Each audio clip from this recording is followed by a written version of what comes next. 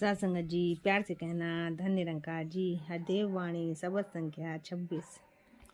सदगुरु देह का नाम नहीं है, सदगुरु होता ज्ञान है। सदगुरु को एक देह समझना भूल है, अज्ञान है। देखिए कितने सुंदर पंक्तियां हैं और हम लोग क्या से क्या समझे बैठे हैं।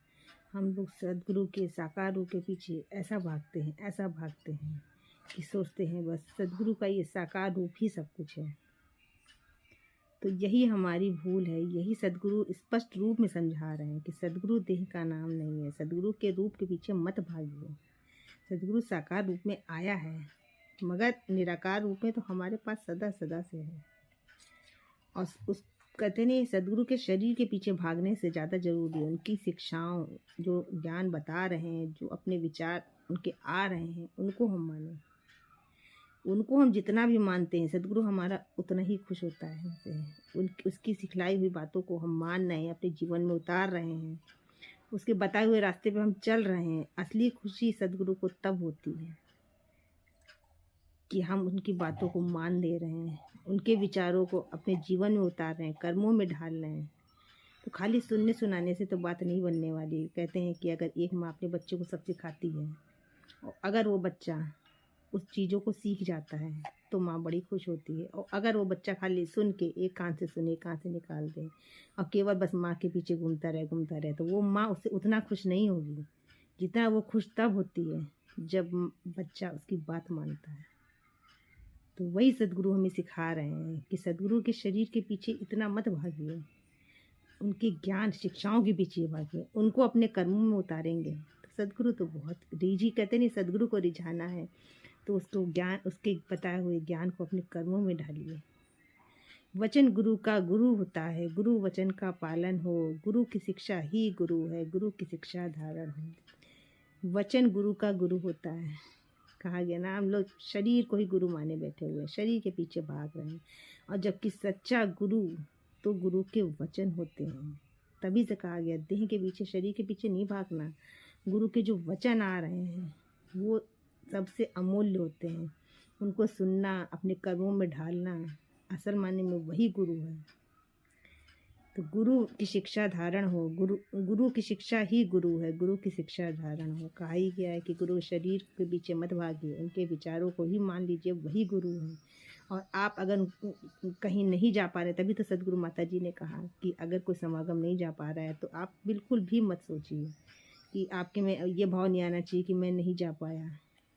तो इसीलिए सदगुरु माता जी ने कहा आपका आने का भाव बना वो भी परवान है। और अगर आप अपनी जिम्मेदारियों के बीच से नहीं भी जा पा रहे हैं तो ये मत सोचिए, निराकार रूप में तो वो सब जगह है ही। और गुरु सबसे बड़ी बात वो होती है, कहते हैं कि अगर सदगुरु को खुश करना है तो सदगुरु के विचारों को, उनके जो आदेश आ रहे हैं, उपदेश आ रहे हैं, उनको ज्यों कहते हो अपने जीवन में उतारिए। सदगुरु तो अपने आप खुश हो जाएगा। गुरु का पहला वचन ही आया, यही प्रभु निरंकार है। दम दम पल छोड़े रखना, इससे मन की तार है। गुरु का पहला वचन ही यही आया कि ये निरंकार है, इसको जान लो, देख लो, समझ लो, आत्मबोध कर लो। जब इसको जान लेंगे और इससे इकमिक हो जाएंगे, कहते नहीं, इससे इकमिक होना ही सबसे बड़ी बात है।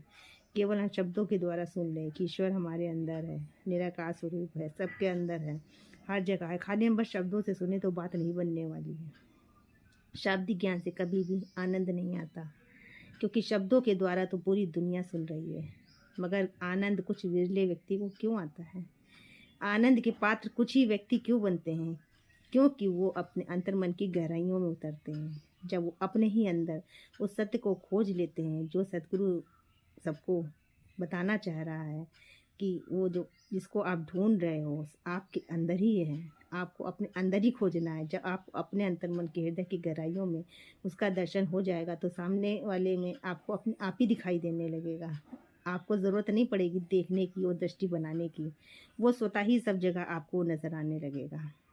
तो कुछ विरले व्यक्ति इसलिए पाते हैं क्योंकि वो उस अनुभव में उतरते हैं, खाली सुनने सुनाने तक ही बात सीमित नहीं रखते। तो जो अपने अंतर्मन के हृदय की गहराइयों में उतरता है उसे ही सत्य का बोध होता है।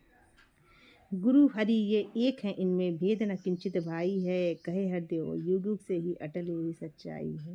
बिल्कुल सत्य बात है। कहते हैं कि निराकार निरंकार जो है वो बोल तो नहीं सकता कि जो अपनी बात को बता सके, इसका हमें वो करते नहीं, अनुभव करा सके।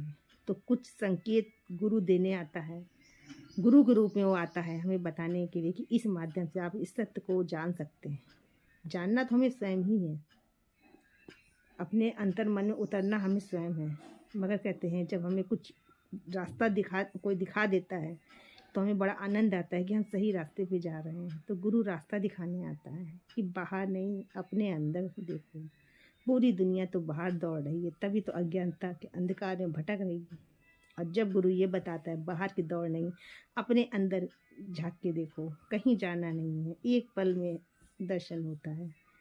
तब हमें पता चलता है, उसके इंगित इशारे से हमें पता चल जाता है कि हम बाहर व्यर्थ ही दौड़ रहे थे। तो ये कार्य तो सद्गुरु ही कर सकता है, और सद्गुरु ही परम पिता परमात्मा ईश्वर निराकार का साकार रूप।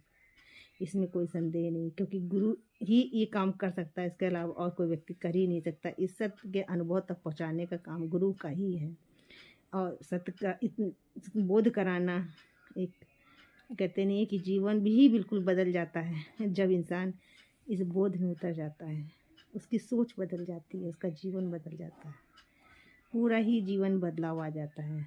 तो इतना आनंद से जोड़ देना, ये महान कार्य सद्गुरु के अलावा तो कोई कर ही नहीं सकता। तभी से कहा गया है कि सद्गुरु और निरंकार में कोई भी अंतर नहीं है। प्यार से कहना जी, धन्य निरंकार जी।